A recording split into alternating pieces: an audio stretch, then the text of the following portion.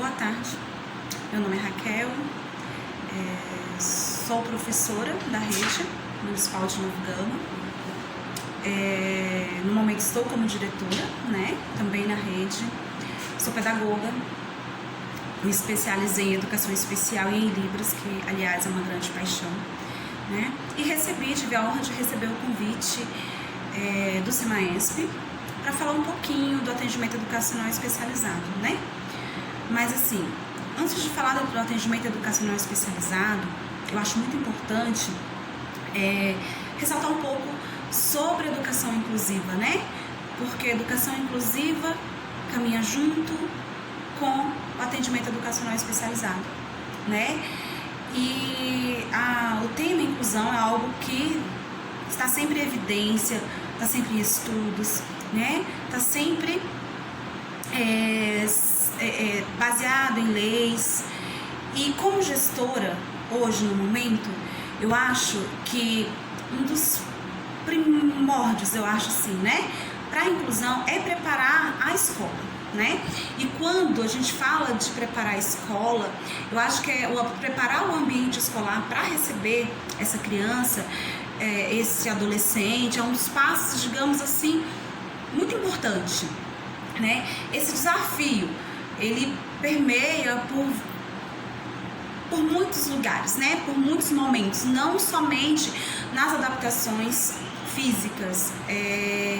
O grande desafio de fazer essas adaptações é poder dar condições do desenvolvimento daquela criança ou daquele adolescente. Então, eu acredito que o passo principal, o passo inicial, ele deve anteceder a matrícula. Por que anteceder a matrícula, É importante que a escola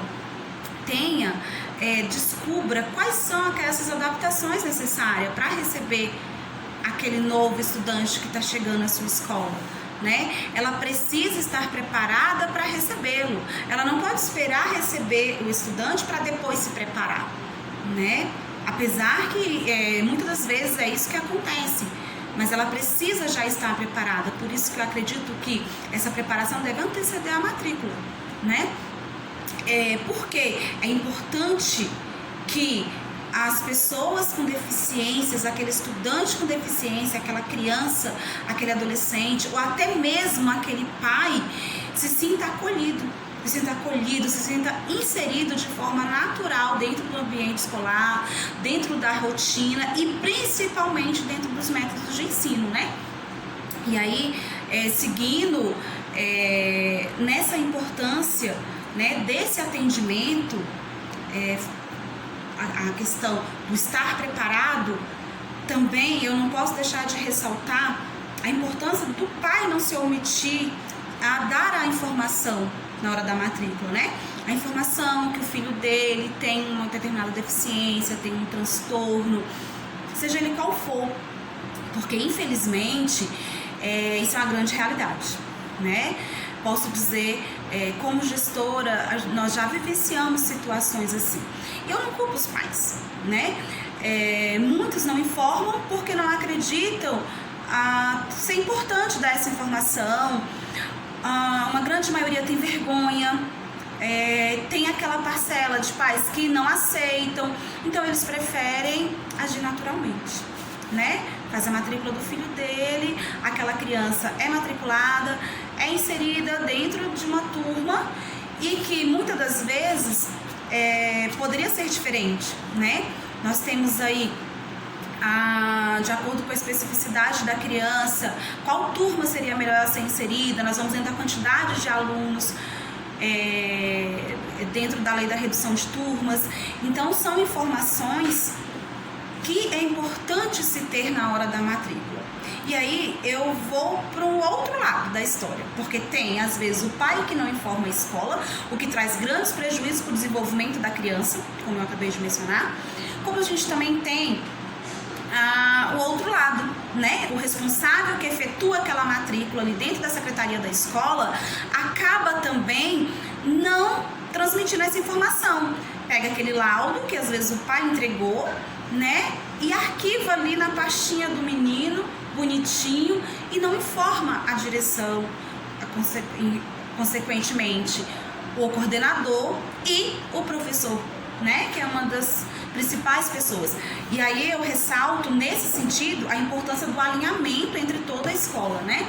O alinhamento, o conhecimento de todas as partes, né? Porque falar dessas adaptações para se receber aquela pessoa com deficiência, aquela criança com alguma deficiência, com alguma limitação, ela não pode permear somente o campo da estrutura física, não. Estrutural, não é só isso, é importante ter uma boa rampa de acesso, é importante ter um banheiro adaptado, é importante ter um intérprete para aquele aluno surdo, sim, é importante, mas toda essa preparação, como eu disse, que precisa anteceder a matrícula ou, quando não possível, ser providenciada o mais rápido possível, nós vamos para a preparação do corpo docente. E quando eu falo de corpo docente, eu estou me referindo à capacitação profissional, que inclui professores e todos os demais profissionais. Porque todos eles contribuem para uma educação inclusiva, todos eles, cada um dentro da sua função específica, vai ser importante para o bom desenvolvimento daquela criança. Desde a servidora, a secretária que efetuou a matrícula, o diretor que recebeu aquela mãe para conversar, a coordenadora que ouviu, a merendeira que vai preparar o lanche, o porteiro, o vigia que recebe aquele menino, aquela menina, aquela criança lá no portão. Então todos, cada um dentro da sua função, precisa ter sim uma preparação, né? Uma preparação que vai beneficiar um pleno desenvolvimento dessa criança. E assim, infelizmente, isso não é o que acontece, né, antecipadamente, mas é algo que precisa ser inserido nessa cultura, né, nesse planejamento todo. E eu acho que talvez para nós, né, da educação dentro de uma escola, nós falamos que existe um documento que é o coração ali da escola, né, que permeia, que direciona tudo, que é o projeto político-pedagógico. O projeto político-pedagógico, ele precisa ser pensado, também ser oferecido ali dentro dele condições para uma educação inclusiva. Então, o projeto político-pedagógico precisa ser um projeto pedagógico inclusivo, né? Porque é um documento que vai direcionar. Então não é só preparar o físico, não é só preparar o professor, né? No momento de se construir um projeto político-pedagógico de uma escola, é importante sim construir um projeto político-pedagógico inclusivo ali dentro dele, né? A mediação de desempenho também é extremamente importante, né? O uso das tecnologias, ter as tecnologias, ter os recursos, né? Claro que não vai ser, não vamos estar preparados 100% para tudo, mas o mínimo é importante se ter.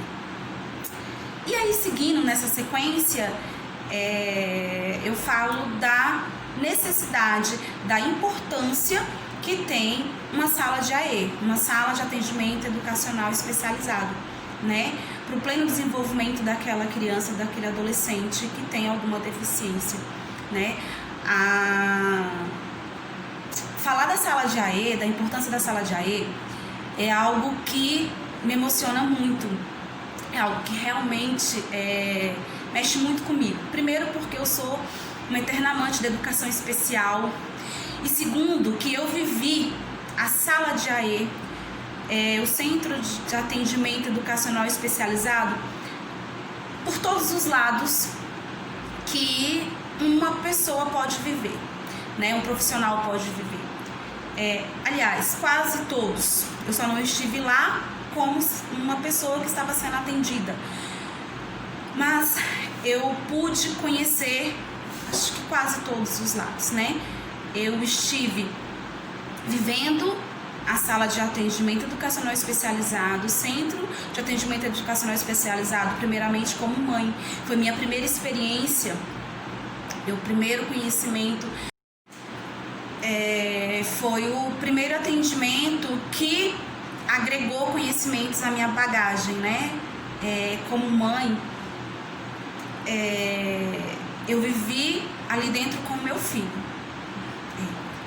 eu conheci o meu primeiro contato do Centro de Atendimento Educacional Especializado foi como mãe e professora. Como assim? Meu filho caçula, aos 6, 7 anos foi diagnosticado com transtorno opositor desafiador. E ele não desenvolvia, ele não conseguia ser alfabetizado. Foi uma consequência de um bloqueio que culminou numa série de reprovações, né, de retenções, e foi algo que trouxe muito sofrimento para ele, né? E naquele momento, coincidentemente, eu estava sendo a professora regente dele dentro da sala inclusiva. Então, quando eu me dirigia aos atendimentos dele, eu ia como mãe e ouvia como professora também. E aquilo que eu, como mãe, ouvia lá, eu praticava na minha casa. Eu fazia com ele na minha casa. Mas aquele retorno que eu tinha ali, eu colocava em prática dentro da sala de aula regular. E isso fez com que, em pouco tempo, eu conseguisse alfabetizá-lo, sanou o problema dele, sanou aquele, não, transtorno, não. Ele hoje já é adulto, coincidentemente, dia 21 desse mês, fez 20 anos, e é algo que até hoje caminha junto com ele, né? É uma dificuldade que até hoje ele tem, mas que nós aprendemos a trabalhar essa dificuldade, né? Então, quando eu digo que eu vivi, foram momentos bem dolorosos. Eu entendo as mães que muitas vezes se omitem. Sabe por quê? Porque aquela rejeição, às vezes, está dentro de casa. E às vezes a mãe está sozinha. Eu estive sozinha. Teve momentos, assim, de abraçar meu filho e chorar com ele. Porque eu não tinha mais ninguém que aceitasse. A família, não. É preguiça. Não. É desinteresse. Não, esse menino não quer nada. Esse menino é burro. E não é, gente. Não é. Né?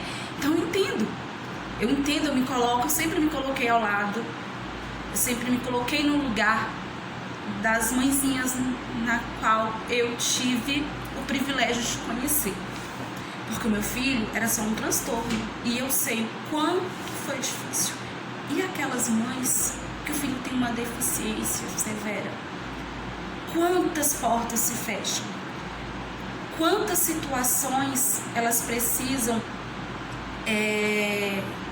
viver, aprender, né? Quantos nãos elas recebem. Então eu entendo, eu me coloco no lugar. E é por isso que eu aceitei falar de tudo isso, porque eu acho que experiências positivas devem ser compartilhadas.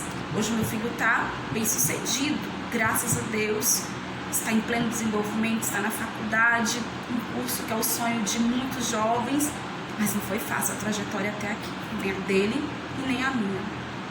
Mas com um trabalho do professor regente, concomitante com o professor da sala de AEE e com a família, nós chegamos a um resultado maravilhoso.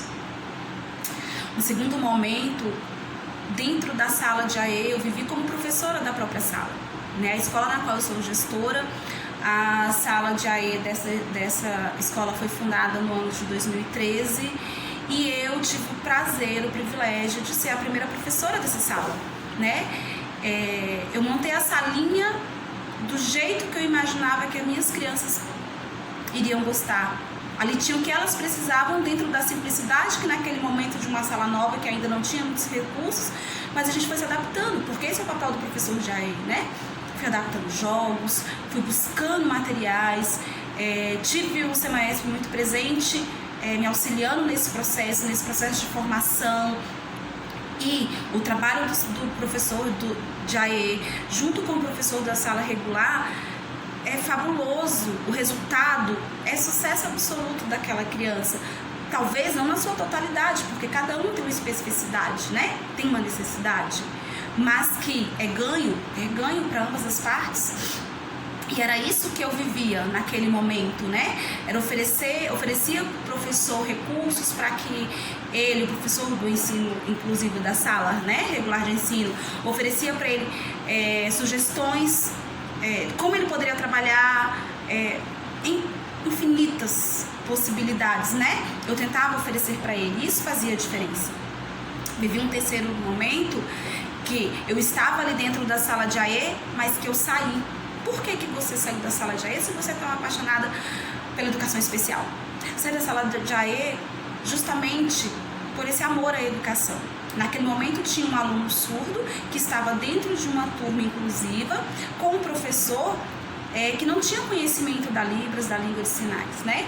E eu não dei conta de ver aquele sofrimento do professor, e dentro da sala de AE eu ficava limitado àquele atendimento específico para o surdo ali. Ele tinha um atendimento ali comigo que estava funcionando, né? Mas eram 2 vezes por semana, porque tinha outras crianças para serem atendidas, porque na sala de aula as crianças são atendidas no contraturno, são atendimentos de 50 minutos. E aí, contra a vontade de todas as pessoas que estavam à frente da secretaria, as pessoas que estavam à frente do SEMAESP, eu optei em voltar para a sala de ensino regular, né, para atender esse aluno DA, que é a minha grande paixão. E aí foi um momento que eu estava ali no ensino regular como professora regente, que eu não tinha um professor da sala de AE.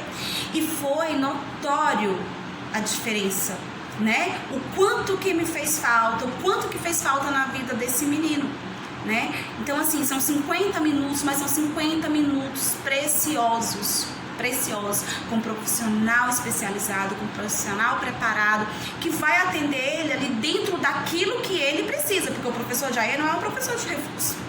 O professor de AE, ele vai dar um atendimento direcionado, especializado para a necessidade daquela criança, né? Então, são 50 minutos preciosos, que se os pais tivessem a noção da importância desse atendimento, eles não faltavam em nenhum, né?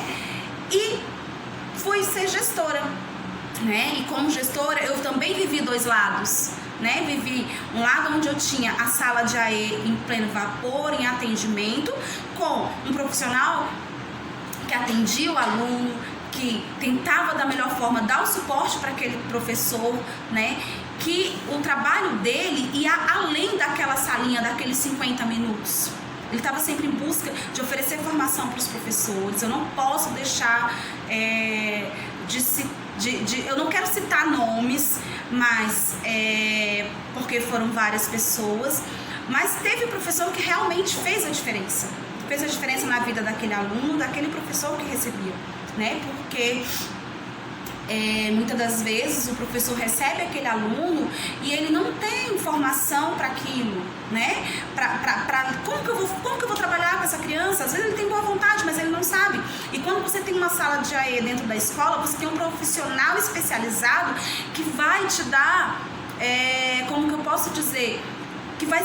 E quando você está numa sala, numa escola, onde tem um professor, né, de recursos, né, ele muitas das vezes ele não pode fazer muita coisa ali porque ele tem os atendimentos dele, mas o horáriozinho vago, ele senta com aquele professor, sugere, acalma, tem os planejamentos, as coordenações semanais que possibilitam isso. Então é algo assim impressionante o quanto faz diferença na vida de uma criança que é público-alvo da educação especial, uma sala de AE funcionando. Por quê? Enquanto eu vivi aquele momento de tranquilidade, de serenidade, com o professor ali atendendo nossas crianças 2 até 3 vezes na semana, dependendo da agenda dele, dando aquele suporte para o professor, né? Indo atrás de diferentes formas de auxiliar aquele professor, eu também vivi a porta da sala ser trancada e ficar sem professor de AE. Chegar para aquela mãezinha e falar: mãezinha, a partir de hoje o seu filho não vai ter atendimento. Porque, gente, da mesma forma que tem aquela mãe que por diversas situações não levam a criança para o atendimento, o adolescente, tem aquela que é extremamente comprometida, que vê a importância, né? Que já viu os resultados. Porque um atendimento educacional especializado feito da forma que aquela criança, oferecido da forma que aquela criança precisa, que aquele adolescente precisa, nossa, faz uma diferença na vida dele, pedagógica, social, emocional, motora, assim, nossa, não tem como descrever, né? E eu vi a sala sendo fechada por falta de profissional, né? De justificar para minha mãezinha que naquele momento nós, por enquanto, nós não teríamos, né, atendimento, e sentir a diferença que isso fez para os professores também. Eles também sentiram, né? Por que eles sentiram? Porque quando, partindo do princípio que a sala de AE, de atendimento educacional, partindo do princípio que a sala de AE, né, de atendimento educacional especializado, vem para complementar ou para suplementar a formação daquele estudante com deficiência, acredito que a escola que tem sala de AE, tenho certeza que a escola que tem uma sala de AE funcionando, aquela criança, aquele adolescente só tem a ganhar por todos os pontos do seu desenvolvimento, né? Uma vez que elas têm um atendimento na sala de aula regular, 5 dias na semana, com o professor ali, pedagogo, professor regente, 5 vezes na semana, 5 horas, 4 horas e meia. E, além desse atendimento em sala de aula, no contraturno, ele tem um atendimento educacional especializado com professores especializados, né? Que atuam ali dentro das salas de recursos, nas salas de recursos multifuncionais, que é um lugar que foi construído, que foi pensado, que foi trabalhado, que foi montado para atender aquela criança, né, com alguma necessidade especial, com alguma deficiência, com algum transtorno. E assim, o professor regente muitas das vezes ele entra em pânico, ele não está preparado para lidar com aquela criança. E é onde entra o professor de AE, quando está na escola, né? O quanto que é rico, que é enriquecedor para todos, né? E aí eu vou além, né? O trabalho conjunto na escola, porque a gente fala do professor de AE, a gente fala do professor regente, mas se uma equipe não estiver alinhada, volta a falar o que eu falei no início da minha fala.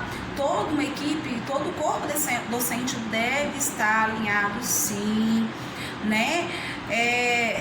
Porque não adianta o trabalho ser feito só dentro da sala de aula ou só dentro da sala de AE. O trabalho tem que ser literalmente conjunto, em todas as partes. E aí, para concluir minha fala, eu queria mencionar 2 pontos. São 2 pontos muito importantes. Primeiro, a família e a escola, né? A família pode contribuir, imensuravelmente para o engajamento das crianças dentro da escola, né? O diálogo entre a escola e a família tem que ser constante, ele tem que permanecer claríssimo, tem que ser aberto, né? Isso aí proporciona possibilidade de detectar o que está funcionando, o que não está, quais as dificuldades dentro do processo educacional daquela criança ou daquele adolescente, né? Então, é importante, não adianta eu matriculo meu filho, mas eu não acompanho. Ele tem um atendimento, mas eu mando o irmãozinho levar. Eu trabalho. Vamos tentar pegar uma folga, chegar um pouquinho mais tarde? Eu penso que é importante. Eu tenho certeza. E falo novamente, ressalto novamente. Estou falando como profissional e como mãe. Né? Nossos filhos precisam da gente. Nós precisamos fazer tempo para os nossos filhos. E quando eu digo fazer tempo, não estou falando no sentido errado, não. Eu estou falando porque eu sei da correria e das necessidades. Mas quem precisa da gente não espera, né? Não espera. A gente tem que fazer acontecer. A gente tem que fazer tempo para eles, né? Fazer tempo para estar presente na vida deles, fazer tempo para estar na escola, fazer tempo para acompanhá-los no atendimento educacional. Fazer especializado, nós precisamos fazer tempo para amá-los. E aí, falando de amor, o último ponto que eu ressalto e que talvez, no meu ponto de vista, seja um dos mais importantes, é que o professor ali da sala de aula, né, o professor da sala de AE também, né, professor regente, ele precisa ter como premissa da sua prática pedagógica a pedagogia do afeto, a aceitação. Se o professor não estiver aberto a aceitar aquela criança, aquele adolescente que ele recebeu na sua totalidade, respeitando a sua necessidade, a sua especificidade, eu entendo que nós não vamos conseguir progredir, né?